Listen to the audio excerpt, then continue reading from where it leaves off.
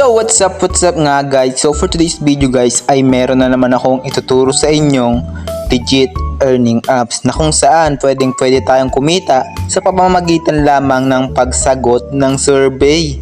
Oo, tama kayo, hindi kayo nagkakamali, pwede tayong kumita sa pagsasagot lamang ng survey. So kung makikita nyo dyan guys sa harapan nyo, meron tayong nakikitang 60 LP kapag nagsagot ka ng survey for 15 minutes. Tapos kung makikita nyo, meron akong 391 LP guys, 391. Nakuha ko lang yan gamit ang pagsasagot ng survey.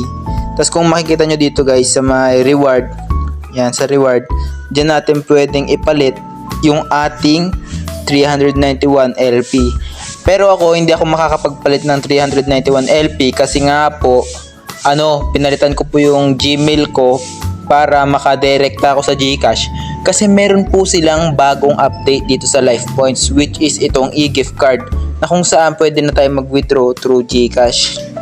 So dito guys, makikita nyo dyan sa more yung mga transaction ko, reward program terms, survey tips. Yan, may mga tips dyan kung paano makakapag-earn ng survey. Tapos dito naman sa mga transaction, makita nyo, nakapag-survey ako ng 150 LP. Yan, 36 LP. Madali lang dito guys para kumita ng pera. Basta magsagot ka lang ng survey. Papakita ko sa inyo kung paano guys.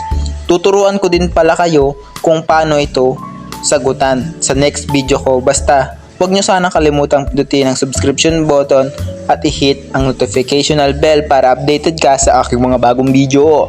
So tignan natin itong 60 LP guys for 15 minutes.